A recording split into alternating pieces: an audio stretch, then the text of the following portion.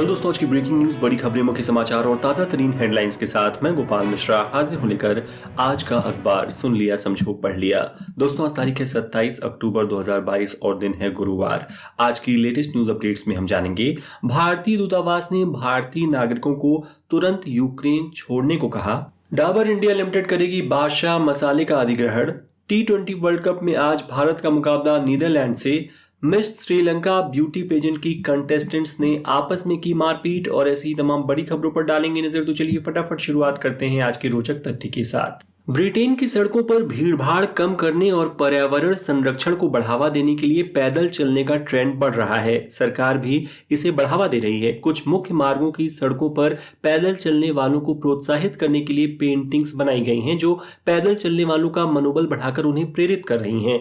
यहाँ साइकिल चलाने से ज्यादा पैदल चलने को बढ़ावा दिया जा रहा है। एक अध्ययन में पाया गया कि ब्रिटेन में 2019 और 2021 के बीच लोगों ने पैदल यात्राएं अधिक की, जो सभी तरह की यात्राओं से 26 से 31% तक अधिक थी। वहीं कार और बाइक से यात्रा में गिरावट आई है। 1 मील से ज्यादा लंबी चहलकदमी सबसे तेजी से बढ़ी है। अब सुनते हैं देश दुनिया राजनीति की सभी बड़ी खबरें। भारतीय दूतावास ने भारतीय नागरिकों को तुरंत यूक्रेन को छोड़ने को कहा है। इसको लेकर एडवाइजरी भी जारी की गई है। इसमें कहा गया है कि सभी भारतीयों को सलाह दी जाती है कि वे फौरन यूक्रेन छोड़ दें। दरअसल यूक्रेन से जारी जंग के बीच बुधवार को रूस ने एटमी ड्रिल शुरू कर दी। इस दौरान बैलिस्टिक मिसाइल भी लॉन्च की गईं। इसका फुटेज सरकारी टीवी ने जारी किया। पूरी कवायद को प्रेसिडेंट व्लादिमीर पुतिन ने एक कंट्रोल रूम से देखा। रूस का कहना है कि खेरसोन इलाके में यूक्रेन डर्टी बम का इस्तेमाल कर सकता है। हालांकि यूक्रेन ने कहा कि रूसी सेना खुद ही डर्टी बम का इस्तेमाल करना चाह रही है। बता दें कि डर्टी बम विकिरण फैलाने वाले कचरे से बना होता है। इनसे लोगों के मारे जाने का बहुत अधिक खतरा नहीं होता, लेकिन यह कैंसर सहित कई बीमारियां काफी तेजी से फैला सकता है।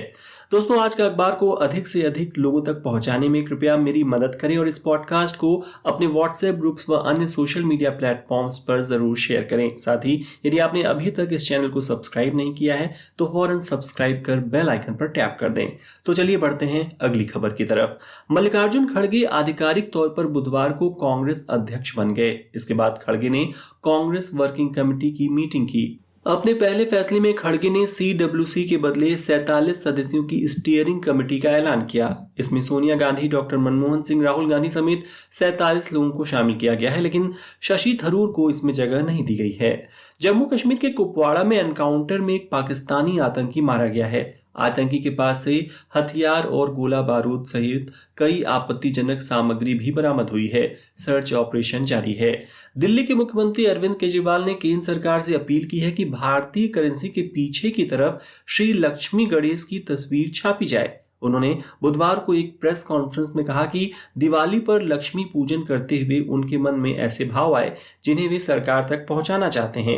केजरीवाल के इस बयान से माना जा रहा है कि गुजरात चुनाव से पहले वे हिंदुत्व की राह पकड़ना चाहते हैं। तेलंगाना की साइबराबाद पुलिस ने TRS के 4 विधायकों की खरीद फरोख्त का खुलासा किया है। पुलिस ने बताया कि खुद विधायकों ने इस बात की सूचना दी थी। मामले में 3 लोगों को 15 करोड़ रुपए के साथ अरेस्ट किया गया है। विधायकों को खरीदने के लिए 100 करोड़ रुपए की पेशकश हुई थी। भाजपा पर खरीद फरोख्त का आरोप लगा है। कर्नाटक में सोमवार को आत्महत्या करने वाले 45 साल के कंचुगल मठ के स्वामी बसवलिंगेश्वर मामले में खुलासा हुआ है कि उन्हें हनी ट्रैप के जरिए ब्लैकमेल किया जा रहा था। दरअसल उनके अनजान महिला के साथ 4 अश्लील वीडियो रिकॉर्ड कर लिए गए थे। इन्हें ही वायरल करके वे मठ के पुजारी को ब्लैकमेल कर रहे थे, जिस कारण उन्होंने आत्महत्या कर ली। किसान संगठनों में एक बार फिर से आंदोलन की सुगबुगाहट हो रही है। 40 से ज्यादा संगठनों को मिलाकर बने संयुक्त किसान मोर्चा SKM ने 26 नवंबर को देश भर के सभी राज्यों में राजभवन तक मार्च करने का ऐलान किया है। ब्रिटेन में भारतवंशी ऋषि सुनक के PM बनने के बाद AIM चीफ असदुद्दीन ओवैसी का कहना है कि वे भारत की प्रधानमंत्री के रूप में हिजाब वाली महिला को देखना चाहते हैं। इस पर भाजपा ने पलटवार किया कि हिजाबी महिला AIM चीफ कब बनेगी। गया धनबाद रूट पर घाटी से उतरते समय एक मालगाड़ी का ब्रेक फेल हो गया। इससे मालगाड़ी की रफ्तार 150 किलोमीटर प्रति घंटे तक पहुंच गई। इसकी 57 बोगियां पलट गईं। वहीं इंजन एक बोगी को लेकर दौड़ता रहा, फिर 400 मीटर दूर जाकर इंजन भी रुक गया। हिमाचल प्रदेश के धर्मशाला में तिब्बतियों के आध्यात्मिक गुरु दलाई लामा की दिल्ली पुलिस के स्पेशल सेल द्वारा गिरफ्तार की गई चीनी महिला द्वारा जासूसी का मामला सामने आने के बाद उनकी सुरक्षा व्यवस्था बढ़ा दी गई है। इस बीच दलाई लामा की दीर्घायु के लिए बुधवार को मैक्लोडगंज स्थित बौद्ध मठ में भिक्षुओं ने विशेष पूजा अर्चना की। इस पूजा में दलाई लामा स्वयं भी उपस्थित थे। भारत अपने क्षेत्रीय उपग्रह नेविगेशन विद इंडियन कॉन्स्टलेशन नाविक प्रणाली का विस्तार करने की योजना बना रहा है, जिससे इसका उपयोग नागरिक क्षेत्र और देश की सीमाओं से दूर यात्रा करने वाले जहाज और विमान कर सकें। प्रयागराज में पिछले दिनों डेंगू के मरीजों को मौसम्बी का जूस चढ़ाने के मामले में प्रशासन ने कड़ा एक्शन लिया है। इस मामले में शामिल यूपी के अस्पताल को 28 अक्टूबर तक बिल्डिंग खाली करने के लिए नोटिस दिया गया है।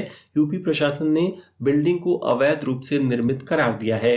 हिमाचल के कुल्लू की ईशानी सिंह जम्बाल ने नेपाल और चीन के मध्य की 7,200 मीटर ऊंची माउंट चो ओयू पीक को फतेह कर लिया है। यह पीक दक्षिण की ओर से दुनिया की छठी सबसे ऊंची व कठिन चोटी है। वे ऐसा करने वाली पहली महिला बन गई हैं। दुनिया के सबसे गंदे आदमी कहे जाने वाले अमो हाजी का 94 साल की उम्र में निधन हो गया।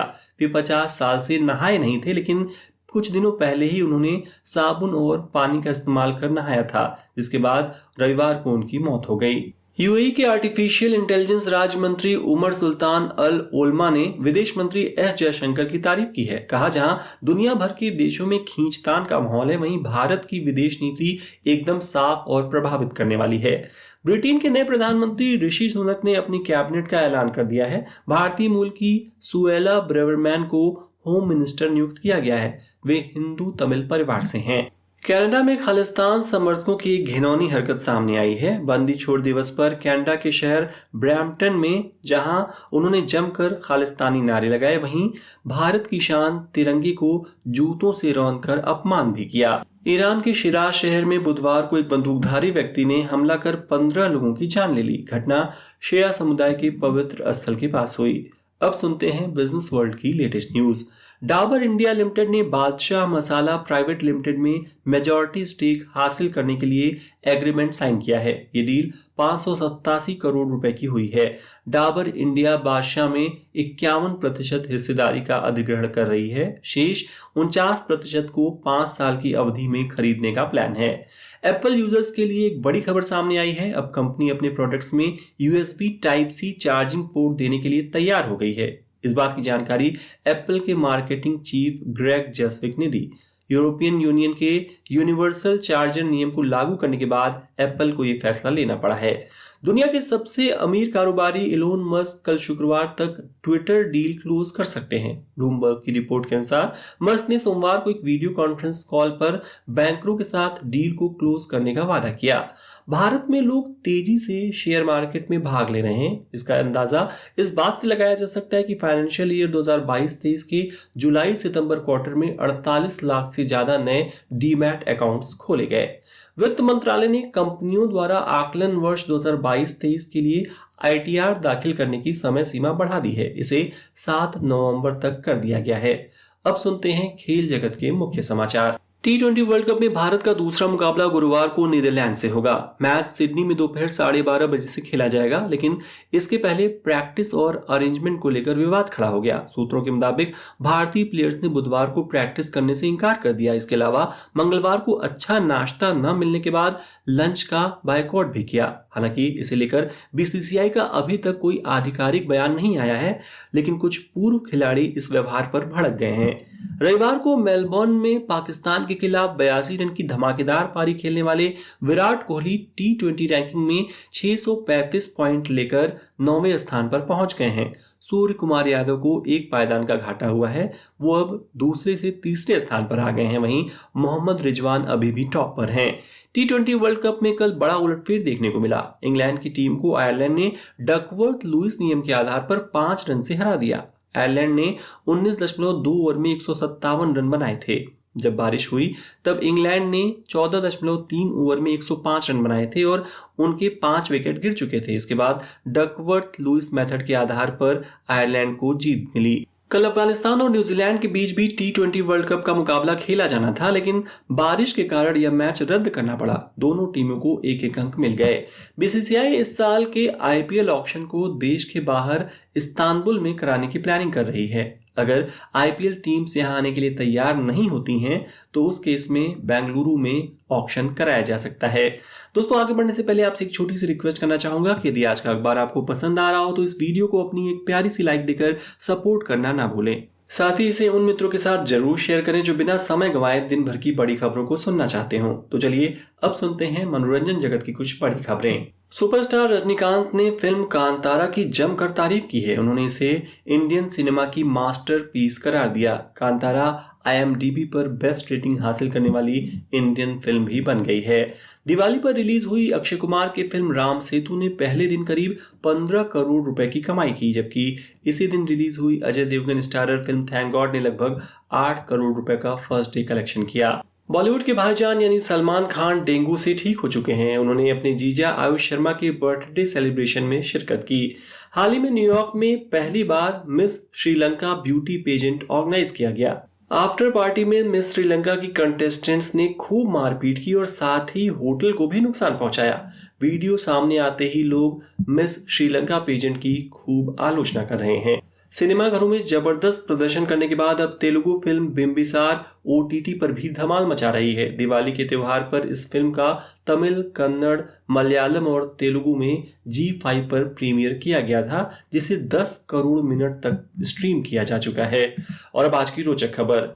अगर किसी के ऊपर से मालगाड़ी गुजर जाए तो वो क्या करेगा? शायद जिंदा बच जाने के लिए भगवान को याद करेगा। लेकिन हाल ही में सोशल मीडिया पर एक वीडियो वायरल हुआ है जिसमें एक लड़की बड़े ही आराम से ट्रेन की पटरी पर बैठकर फोन से बात कर रही थी। तभी मालगाड़ी आ जाती है। लड़की पटरी पर लेटकर अपनी जान बचा लेती है, पर आश्चर्य की बात है कि वो इस दौरान और मालगाड़ी गुजर जाने के बाद भी फोन पर ही बात करती रहती है। एक यूजर ने कमेंट किया, इसको कोई मेडल दे दो, ऊपर से मालगाड़ी गुजर गई मगर रिएक्शन ऐसा जैसे रोज का काम हो। तो दोस्तों, ये हो गई आज के प्रमुख समाचार पत्रों में छपी ताजा तरीन खबरें। अब समय है कल पूछे गए प्रश्न का उत्तर देने का। कल मैंने पूछा था, इनमें से कौन ब्रिटिश PM का ऑफिशियल रेजिडेंस है? 7 race course road, 8th Avenue या फिर 10 डाउनिंग स्ट्रीट? सही जवाब है 10 डाउनिंग स्ट्रीट। जिन्होंने भी सही उत्तर दिया उन्हें बधाई। और अब आज का सवाल है कि विकिरण यानी रेडिएशन फैलाने वाले कचरे से बने बॉम्ब को क्या कहते हैं? A deadly bomb, B dirty bomb या C